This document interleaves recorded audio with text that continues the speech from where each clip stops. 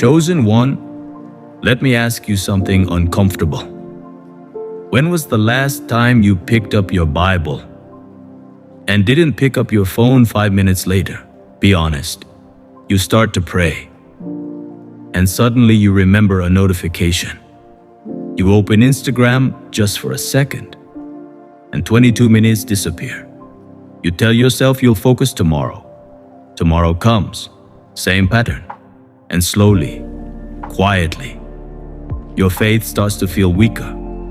But here's the truth. No one told you. Your faith isn't weak. Your nervous system is overloaded. We live in a world that trains your brain to crave speed. Quick videos, quick answers, quick validation, quick dopamine. But faith moves slowly.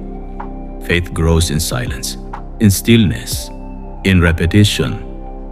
And your phone was not designed for stillness. It was designed to interrupt you. Now listen carefully.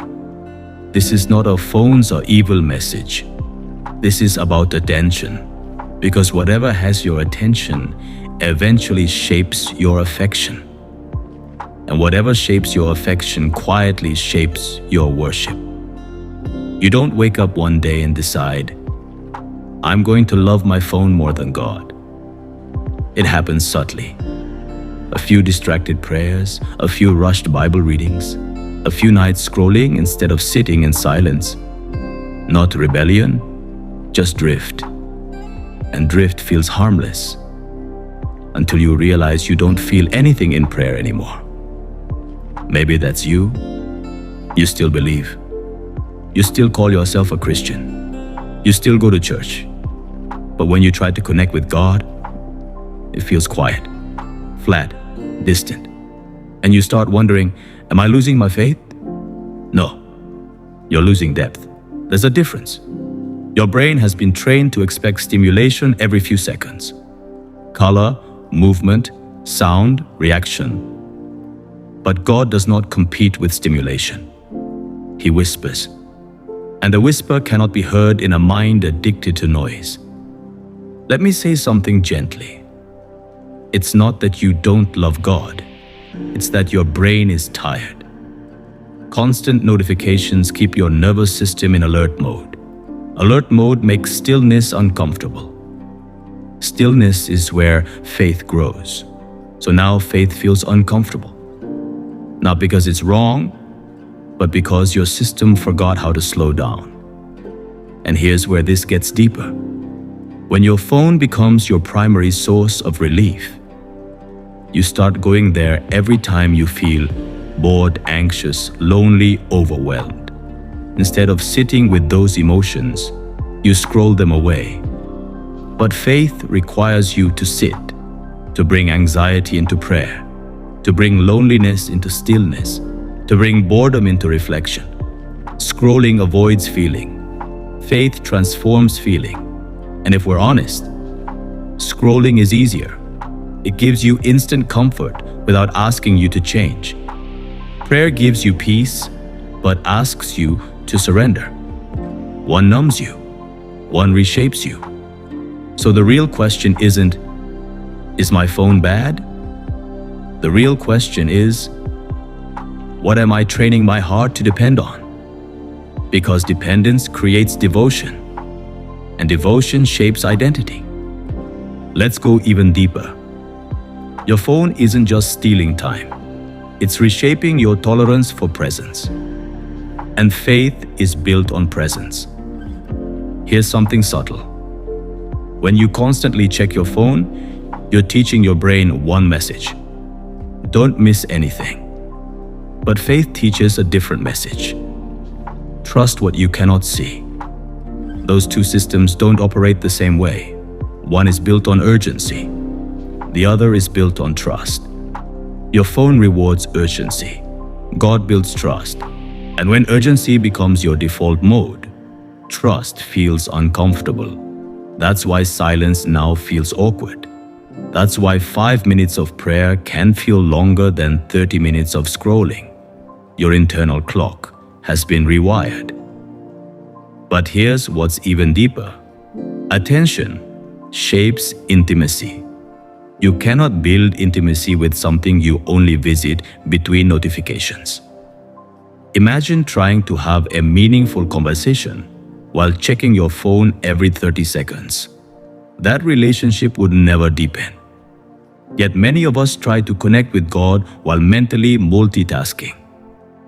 And then we wonder why it feels distant.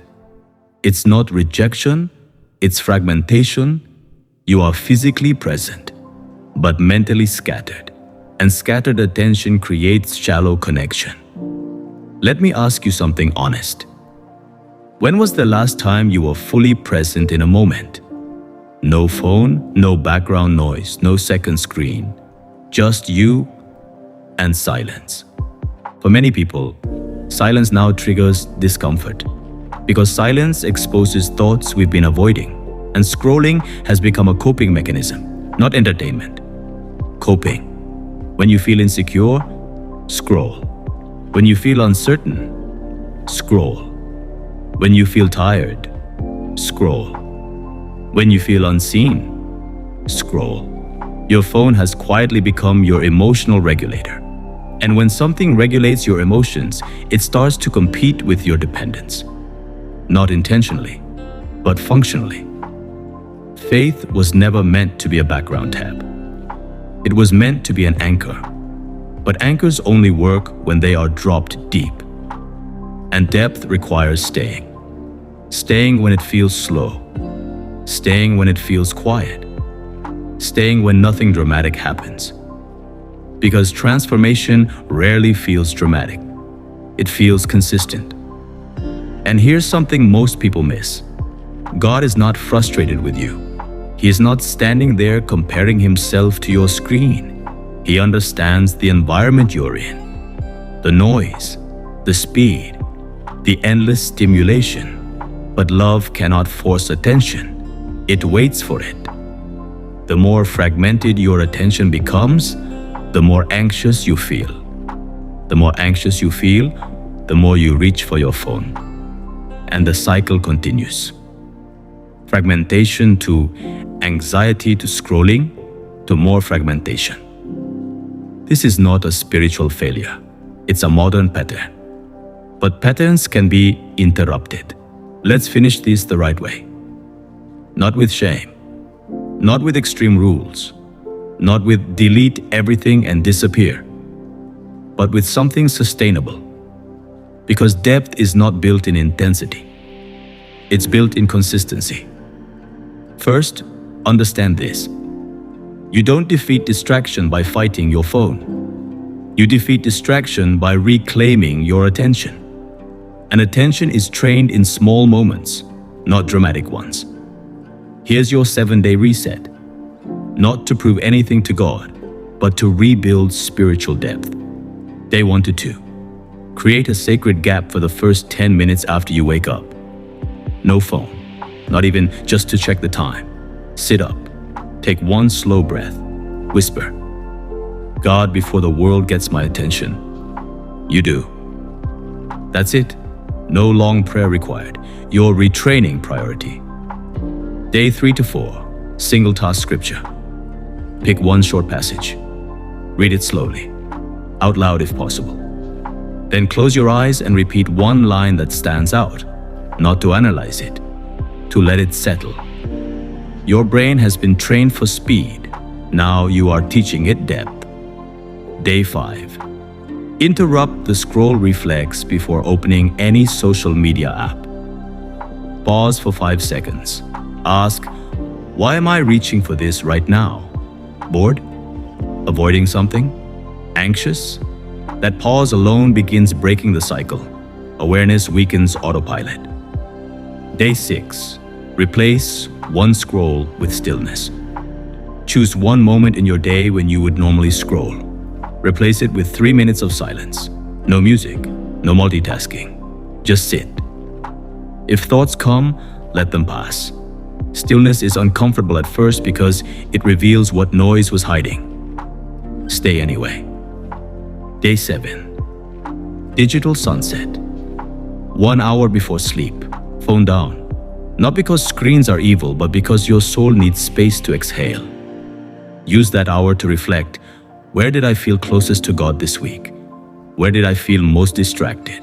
No judgment, just awareness. Now here's the deeper truth. The goal is not less phone. The goal is more presence. Because faith is not powered by information. It's powered by attention. And attention is love. The world will always compete for your eyes.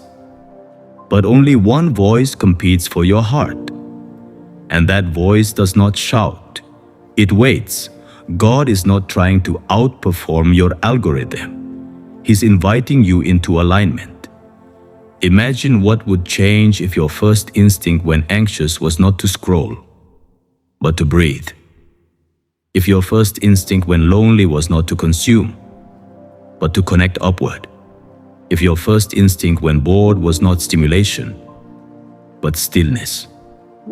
That is where depth begins. You are not weak. You are not failing spiritually.